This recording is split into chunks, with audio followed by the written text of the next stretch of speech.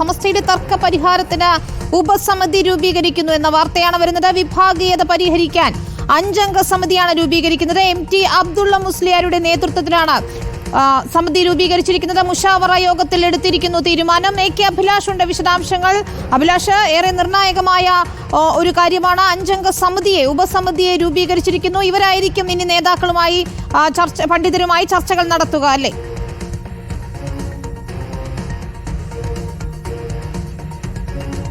തീർച്ചയായിട്ടും സമസ്തയിലെ വിഭാഗീയ പ്രവർത്തനങ്ങൾ പരിശോധിക്കുന്നതിന് വേണ്ടിയാണ് ഇപ്പോൾ ഉപസമിതിയെ നിയമിച്ചിരിക്കുന്നത്. ഈ സമിതിയായിരിക്കും ഇനിയുള്ള കാര്യങ്ങൾ, അതായത് ഏതൊക്കെ തരത്തിൽ തർക്കപരിഹാരം ഉണ്ടാക്കാം എന്നുള്ള കാര്യത്തിലൊക്കെ തീരുമാനമുണ്ടാക്കുക എന്നാണ് ഇപ്പോൾ മുഷാവറയിൽ നിന്ന് നമുക്ക് ലഭിക്കുന്ന വിവരം. ഏതായാലും ഇപ്പോൾ MT അബ്ദുള്ള മുസ്ലിയാരുടെ നേതൃത്വത്തിലാണ് ഇപ്പോൾ ഉപസമിതി രൂപീകരിച്ചിരിക്കുന്നത്. 5 പേരാണ് ഈ ഉപസമിതിയിലുള്ളത്.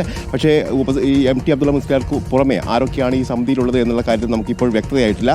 ഏതായാലും ഈ സമിതിയുടെ നേതൃത്വത്തിൽ ഭാവി പരിപാടികൾ, അതായത് എന്തൊക്കെ തർക്കങ്ങളുണ്ട് എന്നുള്ള കാര്യങ്ങൾ പരിശോധിക്കും. കാരണം ഉമർ ഫൈസി മുഖത്തിനെതിരെയും അതോടൊപ്പം തന്നെ ലീഗ് അനുകൂലികൾക്കെതിരെയും ഒക്കെയുള്ള പരാതികൾ കത്തുകൾ മുഖേന ഈ മുഷാവറ യോഗത്തിൽ ലഭിച്ചിട്ടുണ്ട്. പക്ഷേ ഈ കത്തുകളോ അല്ലെങ്കിൽ ഈ തർക്കങ്ങളോ ഒന്നും ഇന്നത്തെ മുഷാവറ യോഗം പരിഗണിച്ചില്ല എന്നാണ് നമുക്ക് ഇപ്പോൾ മനസ്സിലാക്കാൻ കഴിയുന്നത്. ഈ കാര്യങ്ങളൊക്കെ ഈ ഉപസമിതിക്ക് വിട്ടുകൊടുക്കുകയാണ് ചെയ്തിരിക്കുന്നത്. ഇതിൽ ഏറ്റവും പ്രധാനപ്പെട്ട കാര്യം എന്നുള്ളത് ഇപ്പോൾ ഈ MT അബ്ദുള്ള മുസ്ലിയാർ സംഘടനാ തലത്തിൽ കൃത്യമായ നിലപാട് സ്വീകരിക്കുകയും അതോടൊപ്പം തന്നെ ലീഗ് അനുകൂല നിലപാട് സ്വീകരിക്കപ്പെടുകയും ചെയ്യുന്ന ഒരു വ്യക്തി കൂടിയാണ് എന്നുള്ളതാണ്. കാരണം സമസ്തയുമായി ബന്ധപ്പെട്ട വിഷയത്തിലേക്ക് വരുമ്പോൾ അദ്ദേഹം കൃത്യമായി സംഘടനാ നിലപാടിൽ തന്നെ ഉറച്ചു നിൽക്കുന്ന ഒരു വ്യക്തി കൂടിയാണ്. കാരണം CIC വിഷയത്തിലടക്കം സംഘടനയ്ക്കൊപ്പം നിൽക്കുകയും മുസ്ലിം ലീഗിനെ കടുത്ത വിമർശിക്കുകയൊക്കെ ചെയ്തിരുന്ന ഒരു നേതാവ് എന്നുള്ള നിലയിലാണ് ഇപ്പോൾ പ്രധാനമായും CIC വിഷയത്തിലാണ് ഇപ്പോൾ ചർച്ച നടക്കേണ്ടത് എന്നതുകൊണ്ട് തന്നെ അദ്ദേഹത്തെ തന്നെ ഈ കാര്യത്തിൽ നിയമിച്ചിരിക്കുന്നതെന്നാണ് നമുക്കിപ്പോൾ മനസ്സിലാകുന്നത്.